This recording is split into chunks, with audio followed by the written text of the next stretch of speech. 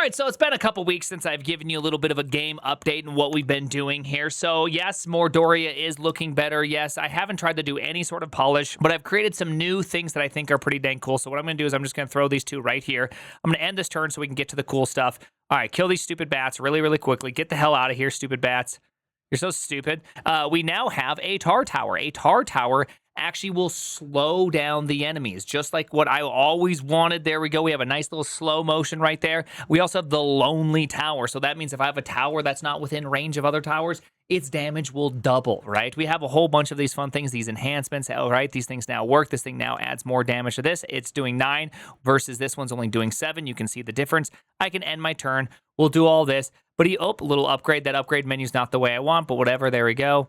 We have a couple of these really slow guys, but hopefully we can just destroy them really quickly. There we go. And the dead. But now we have something different. We also have a poison card. I can apply poison over time, such that every time I shoot an enemy, it starts stacking up poison. It starts being able, look, you can even see the little green threes popping up for a second. That's because we're actually getting at that. Don't worry about that guy. That guy's he's not working yet, okay? He's a little bit broken. All right, so now that you see that, you see how the game works. We've made some progress, right? We've added some towers. We've done all that. But I'm getting to the point in the game where it's actually getting difficult to test. You know what I mean? And remember how last time I said, oh, I'm just going to make a bunch of these snapshots, and the snapshots are going to be awesome, and everything's going to be fantastic. No, they were not fantastic. I found them to be difficult and cumbersome to work with. And then I started just having these really annoying issues where something running in a specific VM would produce slightly different pixels than running in a different VM, and I just had to kind of chase down all these dumb little bugs that existed. So I sat there and I thought, there has to be a better way to do this, right? There has to be a way to play this game in which is not super duper annoying. Like, I want this thing to be able to run a whole bunch and be able to kind of do a bit of almost like fuzzing in the game and actually see what happens, right? And then I had this idea. Well, what if instead of rendering the game, right, like we do everything the same, what happens if I allow some JSON output? Okay, you can see right here, type ready, value true, it is now ready. If I were to do some basic querying via JSON, it would also respond out with JSON. I can say, hey, what are you currently displaying? And it'll give me the full tree of the UI. I can say, hey, what are my current game stats? It'll give me game stats. I can say, hey, move the mouse to here, and it'll move the mouse to there over the time I say. I can even say, hey, press the mouse down. When it's pressed down, I can say, hey, move it here. So I've built effectively a way to control everything via JSON. Now you're probably thinking, how is that useful? Well, then I had this other idea. I call this Project Phaser, okay? Don't ask me why I called it Phaser. It actually has I should have called it something different. And what I can do is, since Mordoria now runs via this JSON thing, what I can actually do is launch it via FIFO, the ability to read and write to its input in via a separate file descriptor. And so that allows me to be able to interact with it. And then if I build a server around that, theoretically, I could launch several versions of Mordoria, right, at the exact same time. So I could run 10 Mordorias at once. Now you're thinking, why would you want to run 10 Mordorias at once? Okay, well, look at this. I'm running 0 Mordorias right now. What I'm going to do is I'm going to run a client, and it's going to run with Grok 4.5 fast extra high, and I give it an ID. It doesn't really matter. It doesn't even need an ID. Go run. And what this is going to do is it's going to launch my game. You can see right away, I'm in the title screen. Okay, so it's in the title screen. Now Grok is going to play the game. I give it a basic set of information about how the game works. Look at that. It's already in character selection. It's figured out how to press the play button. It actually moves the mouse, presses the play. I gave it a bunch of cool ways to be able to interact with the game. Boom. We are now in the game. I created a persona called the Gambler. He just wants high damage, okay? He sacrifices everything for high damage. That's it. And it's actually worked. The Gambler was able to get up to like 60 damage, I think, or 66 damage as the big swing. I'm like actually pretty stoked about this. Now, here's the fun part, is that this is pretty neat, right? Like, this is okay. Can we all say, okay, this was pretty nice? But here, let me cancel that for a quick second and let me go back to the game, okay? What I'm going to do is on game mode, on enter, I'm going to do something really silly, okay? I'm going to jump in here and I'm going to go like this. Assert false, I hate you. Oh my gosh, what a mean assert, huh? Am I right, boys? This assert's just the worst thing in the universe. Now I'm going to rerun this again, and when we get to that point, the game should assert, right? Well, while we're waiting for that to assert, I'm just going to jump back over here into this nice little Mordoria game I have on linear. And I'm going to say this. I'm going to search for hate. Now, you'll notice there's no issues for hate. Am I right, boys? Like, why would there be... Who would create an issue with the word hate in it? Though that's a pretty cool tower or card name. I should have something called hate. We're into the character selection, and now we should get to the game. The game should theoretically be asserting right now. You know, there's this funny thing that I forget to do every now and then, which is one of my requirements requires me to do an Odin build dot. Okay, there we go. It requires a fresh build. It doesn't build itself.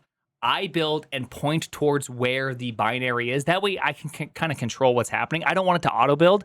I actually want it to be like a build I specifically point to, because, you know, I could say, okay, hey, this build is the one I'm testing against. I'm making changes to this other one. You can imagine why that's good. Now, this should assert, right? This should assert any moment. We're on character selection. I'm getting a little bit scared. It's kind of like a jack in the box. Like, oh my gosh, when is it going to assert? When is it going to assert? Please don't hurt me. Please don't hurt me. Oh my gosh, what's going to happen? Is it going to... No! Okay, there we go. So we have asserted. You can see Mordoria assertion right here. Runtime assertion, I hate you. And you can see we're just sitting here. So why are we sitting here? Well, now what I'm doing is I'm actually taking the stack trace and I'm telling linear, hey, go and see, do we have any tasks that look like this? If not, I want you to file one. And after that, I can go like this, bun, run. I can do another one. Let's just run another one right now, right? We're just running it right now. It's going to run into the exact same assertion, right? Right? Yes. Yes, it will. Now, there's no issue yet. It takes a little bit, okay? Hey, come on. This is MCP. Hey, this is future technology. Am I right, boys? I mean, this is future technology. I didn't realize it actually took this long. Oh, my gosh. We're actually going to... Oh, my gosh. Okay, hey, I'm just going to... brothers, I'm going to cancel that. Oh, actually, look at that. Cause, leftover assertion, I hate you, in game mode, enter. You can see that right there. I jump over here. Look at that. Issue. Filed right there. Fantastic. If I go and I attempt to run another one, right now, if it makes it to that point, it's going to go and search and say, hey, I don't need to create an issue. There's already an issue. No need to do that for you. And so what this means is that I could actually ensure that I'm setting good asserts throughout my program, making sure I'm not doing anything that is going to be like naughty or incorrect, or like causes game state that should never actually happen. And then I can just keep playing this game over and over. And anytime I have a crash, I can take the stack trace that is provided. Right now, I just did a production build, or a non-debug build, so it's not giving me all the goods. But you can imagine if I do a debug builds, I will always get full stack traces. These will always be pushed up into linear. When they're in linear, everything will be fantastically organized. And then from there, I could actually even have something that monitors linear. I haven't set this part up. And that when it sees this specific type of bug that's also marked with urgent, maybe I can come up with a label that's like, you know, robo reported. And if it sees a robo reported, it could then also just create a PR for me. So I can come back and go, oh, hey, look at this. I went to bed. It played 500 games last night while I slept, and I woke up to 2 little bugs. Okay, hey. That's pretty awesome. And you can see right here, already filed, Mordoria 478, urgent bug on Mordoria, the I hate you assertion runtime. Boom. Anyways, I wanted to give you this update because I've been really struggling with how am I going to test this game? Like, how am I going to really test this game? Because as you start making these little changes, like weird things are just going to happen. And some of it, I'm not going to be able to figure out, right? Like some of it is going to be a problem. Some of it is going to end up being this weird situation where I'm just going to actually have to go in and really start kind of hunting things down. But some of it's going to be really, really obvious. Like I do have this one bug right now, which I'm going to go and add an assert for, where when a projectile starts flying towards an enemy, if the enemy dies and the projectile is still flying at the enemy, okay, why? Hey, yo, what is this? Why is there a cat running across here? What are you doing, buddy? Anyways, get off here. Get out of here. Anyway, so if a projectile has an enemy die, it just freezes. It doesn't take itself out of the game. It doesn't do anything like that. So I should add an assert. Hey, projectile, if you're updating and I'm looking at you and your enemy's dead and you're not dead, assert. Right? Like I should assert at that point. This should be a case I already handle. Then I could have the full cycle of like, hey, I ran into this issue. Go file it on Linear. Oh, Linear will capture it. Hey, go fix it on GitHub. I can wake up and go, look at that issue. It's right there. I'm going to go fix it. I've also added one other thing. I've added this idea of PrimeAgent review. So whenever I'm doing something, if I want to like make some sort of small change, I can jump in here and I can say, hey, go to this GitHub URL, go make a review. Here's a bunch of context. I want you to give a review for this PR. And I've already caught one bug. I actually messed up a merge, and the merge took out something that should not have happened. And this little tool caught it. I was really happy about that. Being able to kick off reviews straight from the command line feels pretty good. I also actually built one more that I thought was really fun to do. Whoopsies. Hash R. This one's not there. PrimeAgent. What it is it's called takeover. There we go. So what takeover does is that it actually, like, I will get a change, say 60% of the way through, and then I'll just go, hey, go finish this change for me. I'm going to work on something else. And it will create a cloud agent, run up in the cloud, and when the cloud agent's done, I can go, okay, hey, kick off a review. Go make sure that thing, like, catch any bugs that I haven't caught.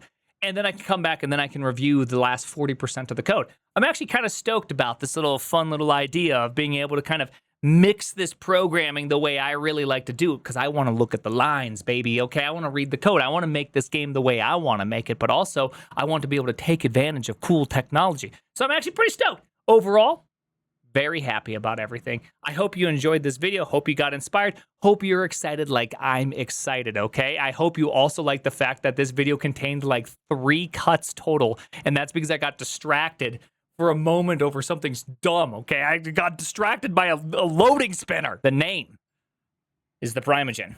Look at all these engineers sitting at their neat little desks. It takes dirty work to keep a code base clean. Every day, sickos are out there committing unreviewed code, and when that happens, linters won't save you. You need someone like me. Feature-free scrumbag. Who are you calling scrumbag? What's this slop you're trying to push? Unnecessary comments? Global state? Nested ternaries?